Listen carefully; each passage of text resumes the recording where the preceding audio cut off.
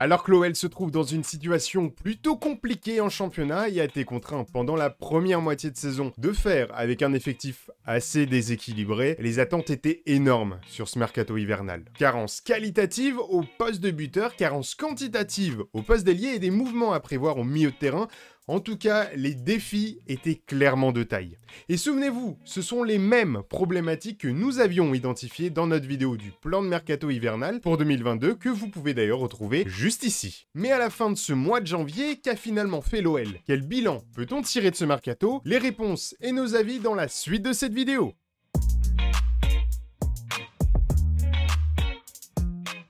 Salut à tous et bienvenue sur Football. Aujourd'hui, on va parler du mercato de l'Olympique Lyonnais. Alors qu'il vient de se refermer, eh bien ce marché hivernal nous a réservé bien des surprises avec un mois de janvier qu'on peut facilement qualifier de haut en couleur et qu'on va analyser dès maintenant. Alors déjà, que s'est-il passé pendant cette fenêtre des transferts? Eh bien pendant 95% de celle-ci, absolument rien, si ce n'est raté Sardar Azmoun, finalement parti au Bayer Leverkusen. Ce qui est d'ailleurs un comble étant donné que c'est l'ancien club d'un Peter Bosz qui était celui qui le réclamait à Lyon. Après le précédent échec avec André Onana l'été dernier, c'était une nouvelle priorité de Peter Bosz qui s'échappait encore à lui et à l'OL. Et ensuite, ça a été encéphalogramme plat jusqu'au 26 janvier, soit 5 petits jours avant la fermeture du marché. C'est alors qu'une bombe, une vraie bombe, a été lâchée sur l'Olympique Lyonnais, avec l'arrivée en force des nouveaux riches saoudiens de Newcastle. Le club anglais étant en effet sur les traces de Bruno Guimaraes, joueur qu'on a classé dans le top 3 des meilleurs éléments sur la première moitié de saison et qui est incontestablement le meilleur milieu du club. Le club anglais, récemment racheté par le fonds souverain de l'Arabie Saoudite et détenteur d'un budget évidemment colossal, a proposé aux Brésiliens de multiplier son salaire par 4. En raison du statut de Guimaraes qu'on vient d'évoquer et de la situation sportive du club, il faut être honnête, son départ, il a du mal à passer. Surtout lorsque les premières rumeurs de montant ont commencé à circuler dans la presse. Car oui, les premiers chiffres évoqués étaient de l'ordre de 36 tout petits millions d'euros, ce qui aurait été une vente tout bonnement scandaleuse, soyons honnêtes. Surtout quand il s'agit d'un club qui a dépensé 30 millions d'euros la semaine précédente pour un buteur qui a mis, tenez-vous bien, 3 buts en 6 mois en la présence de Chris Wood. Heureusement, un démenti et quelques jours de négociations plus tard, on est finalement arrivé à une offre plus acceptable de 50,1 millions d'euros, dont 8 millions d'euros de bonus en cas de maintien successif de Newcastle en première ligue. Bien que ce transfert représente une perte sportive significative, l'OL n'aurait jamais pu refuser une telle somme au moment où le club est en besoin de liquidité du fait d'une situation extrasportive doublement complexe entre la chute des droits TV suite à l'affaire Mediapro et une situation sanitaire ne permettant pas d'exploiter le Groupama Stadium à son maximum. Malgré cette perte, faut bien avouer que la vente a redynamisé le mercato. Car si on s'attendait à ce que ce soit calme plat jusqu'à l'été, eh ben on a tous été surpris de voir autant d'activité du côté de la cellule de recrutement pour nous offrir 5 derniers jours complètement fous. Le trio Aulas, Ponceau, Cherou, la APC, si on peut l'appeler comme ça, tant décrié depuis le départ de Johnny, et sûrement à juste titre,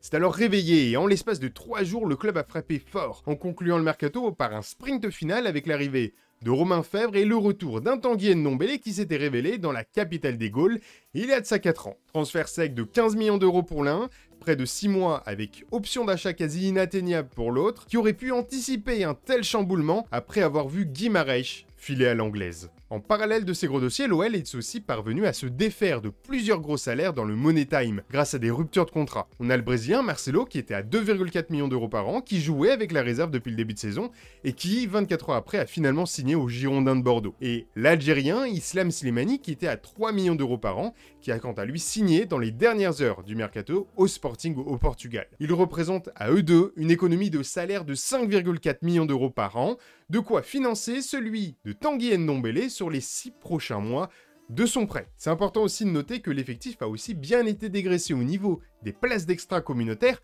avec les départs de Marcelo et du jeune non-espoir Réo Griffiths, qui était devenu extracom à la suite du Brexit. Griffiths, qui était un jeune espoir de Tottenham il y a quelques années, est d'ailleurs de retour en Angleterre et c'est sans avoir disputé la moindre minute en pro du côté de l'OL.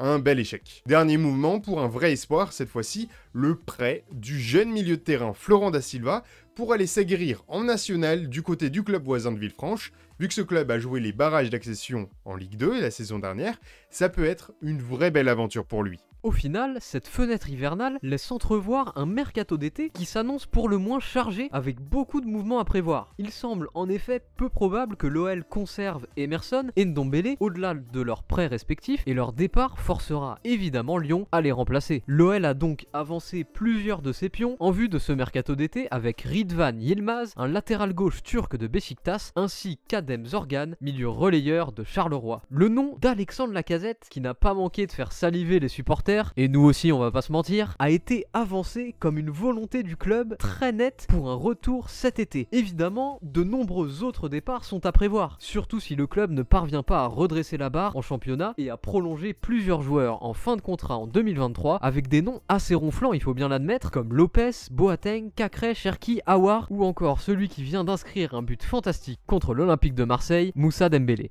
Mais alors, quel regard porter sur ce mois de janvier? Tout d'abord, on ne s'avance pas trop en disant que le retour de Tanguy Ndombele enthousiasme la plupart des observateurs et encore plus les supporters. Son passage à Lyon avait évidemment marqué la sphère lyonnaise du football à l'époque. Mais est-il vraiment le joueur qu'il faut à l'OL aujourd'hui? Si son profil détonne dans l'apport offensif qu'il peut offrir, en effet il est incontestablement ce qu'on peut appeler un joueur frisson avec sa percussion et ses prises de balles tonitruantes, l'OL est désormais en manque de sentinelle, en manque d'un joueur plus à l'aise à la relance et pour faire la transition entre la défense et l'attaque. Une chose est sûre, son arrivée risque de demander à Maxence Cacré une activité sans ballon et dans les courses de repli toujours plus importante. Mais honnêtement, on s'en fait pas trop sur ce point. Pour ce qui est de l'arrivée de Romain Fèvre, deux angles d'analyse sont à différencier. À court terme, c'est évident que Fèvre est déjà un joueur pétri de talent. Très technique, il a su faire ses preuves dans un club aux moyens pourtant limités. Cependant, bien qu'il évolue au poste d'ailier à Brest, son profil semble plus proche de celui d'un numéro 10 et son nom vient donc s'ajouter à la très longue liste de joueurs déjà présents au sein de l'effectif rhodanien avec Paqueta, Aouar, Shaqiri, Cherki et même Reine Adélaïde à son retour. Pour autant, en observant cette arrivée à plus long terme, à plus longue échelle, son recrutement peut être considéré comme très malin finalement. Avec un mercato d'été qui s'annonce pour le moins agité, il y a fort à parier que Lucas Paqueta, Oussem Aouar ou même les deux puissent quitter le club. Dans ce cadre, ce recrutement prend beaucoup plus de sens. Les départs lors de ce mercato estival seront donc déterminants pour orienter la politique de recrutement et la planification sportive lyonnaise en regard de ce recrutement de Romain Fèvre dès le mois de janvier. Et si on raisonne maintenant plus globalement sur la structure finale de l'effectif lyonnais à la fin de cette période de mercato, on peut dire qu'il n'y a pas vraiment rétabli un équilibre dans l'effectif. Ça aurait permis à Peter Bosz de retrouver un de ses schémas préférentiels en 4-2-3-1 ou en 4-3-3, mais bon. Le manque cruel d'ailier depuis des années à l'OL se fait de plus en plus sentir. Et c'est pas les départs et les arrivées de ce marché hivernal qui vont changer la donne. Je parle d'ailier, mais évidemment, il faut quand même rappeler que l'on avait besoin aussi d'un numéro 9. On a tenté Azmoun, mais malheureusement sans succès, ce qui fait que Lyon devra toujours composer avec Moussa Dembélé et Tino Kadewere. Moussa, lui, il a un profil plutôt inadapté d'un point de vue tactique de Peter Bosz, et Tino a un niveau global de Ligue 2. Du coup, on peut imaginer que repositionner Toko en pointe, ça peut être une bonne idée. Alors certes, il est le seul vrai ailier gauche dans ce nouveau 3-4-2-1, mais pourrait être une vraie solution, vu qu'au final, ça a été l'attaquant le plus convaincant sur cette première partie de saison.